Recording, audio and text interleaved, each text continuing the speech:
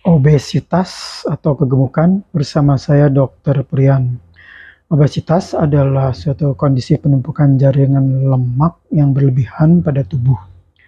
Obesitas atau kegemukan, kencing manis atau diabetes mellitus, hipertensi atau darah tinggi, dan lemak atau kolesterol tinggi adalah penyakit-penyakit yang berpotensi mengalami komplikasi menjadi penyakit jantung koroner dan atau stroke serta gagal ginjal. Berat badan yang tinggi akan meningkatkan kerja jantung.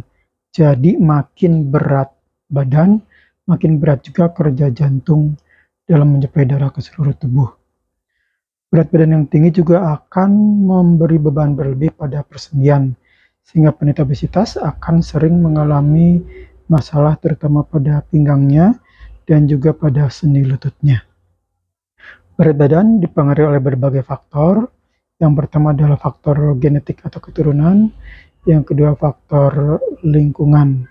Seperti kita lihat di negara-negara yang orangnya punya kebiasaan berjalan seperti di Jepang, maka obesitas jarang dijumpai. Yang ketiga adalah kebiasaan makan, baik kebiasaan makan individu, keluarganya atau dalam lingkungannya. Yang keempat adalah kegiatan fisik sehari-hari, ini berhubungan dengan pekerjaan dan rutinitas yang dijalani seperti jarang berolahraga dan jarang bergerak. Yang kelima adalah faktor daya beli. Faktor daya beli di sini tidak berarti yang daya belinya tinggi akan lebih mengalami obesitas, karena orang dengan kemampuan daya beli yang lebih, misalnya mereka membeli daging, akan membeli daging yang berkualitas baik dan rendah lemak. Mereka juga bisa mempunyai waktu yang luang untuk berolahraga seperti yang mereka inginkan. Sedangkan yang daya belinya rendah, misalnya jajan, mereka jajan bakso minta gajinya yang banyak. Makan nasi putihnya yang banyak dengan lauk mie instan, sehingga bisa dibayangkan kalori yang masuk. Juga mereka sulit meluangkan waktu untuk berolahraga. Untuk mengetahui berat badan ideal, kita lakukan perhitungan dengan indeks massa tubuh atau IMT, yaitu dengan menghitung berat badan dalam kilogram dibagi tinggi badan dalam meter kuadrat. Berat badan normal adalah IMT antara 18,5 sampai 22,9. Di bawah 18,5 itu underweight atau kurus. Antara 23 sampai 24,9 adalah overweight. Di atas 25 sampai 29,9 adalah obesitas grade 1. Sedangkan di atas 30 adalah obesitas grade 2. Perlu juga untuk mengukur lingkar pinggang. Lingkar pinggang untuk laki-laki harus kurang dari 90 cm, sedang untuk wanita harus kurang dari 80 cm. Lingkar pinggang yang besar menunjukkan obesitas sentral, dan ini adalah obesitas yang lebih meningkatkan lagi risiko untuk terkena gangguan jantung, pembuluh darah, dan penyakit-penyakit metabolik seperti kencing manis. Penyebab obesitas yang pertama adalah genetik atau keturunan. Kita perhatikan bahwa banyak keluarga dengan orang tua yang gemuk, maka anak-anaknya juga akan gemuk juga. Yang kedua adalah asupan makanan yang terlalu banyak dibandingkan energi yang keluar melalui tenaga. Tinggi karbohidrat, makan tinggi lemak, dan banyak makan yang gula atau yang manis-manis. Kemudian yang ketiga adalah gaya hidup yang kurang bergerak, jarang atau tidak pernah berolahraga. Keempat adalah penyakit-penyakit hormonal. Yang kelima adalah obat-obat tertentu juga bisa mengakibatkan obesitas seperti obat kortikosteroid, kemudian AB hormonal, pil, suntik, dan implan, juga obat-obatan antidepresan, dan juga obat-obat lain. Untuk penanganan obesitas tentunya adalah dengan menurunkan berat badan sehingga menjadi berat badan yang ideal. Ini mungkin dilakukan dengan disiplin yang tinggi dan kemauan yang kuat. Sebab kita ingat bahwa tinggi badan adalah anugerah Tuhan, tapi berat badan kita yang ngatur. Di sini saya akan memaparkan prinsip-prinsip dasar untuk menurunkan berat badan. Langkah yang pertama adalah dengan mengatur diet atau makanan. Jadi kita harus makan rendah lemak, tanpa minyak, tanpa goreng-gorengan, rendah karbohidrat, tinggi serat, dan tanpa gula. Karbohidrat tetap diperlukan sebagai sumber energi untuk aktivitas sehari-hari.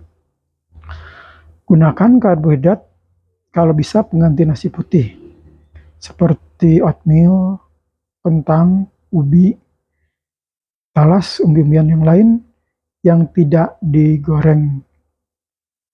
Oatmeal adalah salah satu karbohidrat yang sangat baik untuk menurunkan berat badan karena tinggi serat dan lambat dicerna sehingga menimbulkan kenyang yang cukup lama. Kemudian langkah yang kedua adalah selalu sarapan pagi yang cukup jumlahnya, cukup memadai sehingga kita cukup kenyang sampai waktunya makan siang dan cukup kalorinya sehingga kita bisa melaksanakan aktivitas seharian dengan energi. Kemudian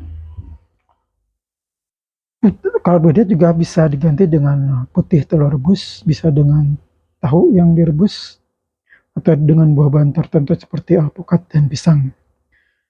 Makan siang harus secukupnya. Pakai karbohidrat secukupnya ditambah dengan lauk pauk dan sayur mayur serta buah-buahan. Harus cukup karena kita masih butuh energi untuk beraktivitas sampai malam. Makan sore atau malam, karbohidrat sesedikit mungkin, diperbanyak dan utamakan sayur mayur dan buah-buahan. Kalau kita perlu cemilan gunakan atau konsumsi sayur mayur dan buah-buahan. Ingat untuk berhenti makan 2 jam sebelum tidur.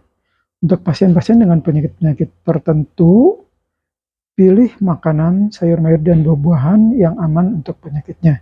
Misalnya untuk penyakit lambung, untuk penyakit ginjal, atau penyakit tinggi asam urat.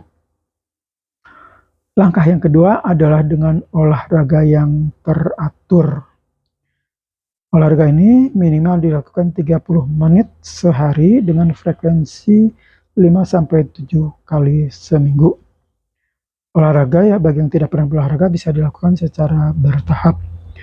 Olahraga yang paling efektif untuk menurunkan berat badan adalah olahraga yang sederhana, yaitu dengan berlari. Berlari dengan durasi yang cukup, dengan kecepatan yang cukup, akan menurunkan berat badan secara signifikan dan juga akan mengecilkan perut. Olahraga lain yang juga bisa dilakukan adalah jalan kaki, terutama jalan cepat, berenang, kemudian bersepeda, dan juga angkat beban. Angkat beban ini bisa kita gunakan untuk mengatur berat badan dan bentuk badan kita. Karena bentuk badan juga kita ngatur. Tinggi badan yang diatur, tapi berat badan dan bentuk badan kita yang ngatur. Langkah yang ketiga, kalau langkah pertama dan kedua masih kurang memadai atau gagal, adalah dengan bantuan obat-obatan yang disediakan oleh dokter yang mengetahui kondisi kita. Hanya sayangnya banyak orang yang malas untuk melaksanakan langkah pertama dan kedua langsung masuk ke langkah ketiga, yaitu dengan obat-obatan. Langkah terakhir, kalau langkah 1, 2, dan 3 tetap tidak memadai, ada dengan operasi untuk mengecilkan lambung dan memangkas lemak. Nah, dengan melaksanakan keempat hal ini secara disiplin dan teratur, serta dengan istirahat yang cukup, yaitu tidur 7-8 jam sehari, maka mudah-mudahan kita bisa mendapatkan berat badan yang ideal dan tetap harus menjaga berat badan yang ideal. Demikian paparan saya, mudah-mudahan bermanfaat. Jadi ingat, tinggi badan adalah anugerah Tuhan, tapi berat badan kita yang atur. Terima kasih. Salam sehat.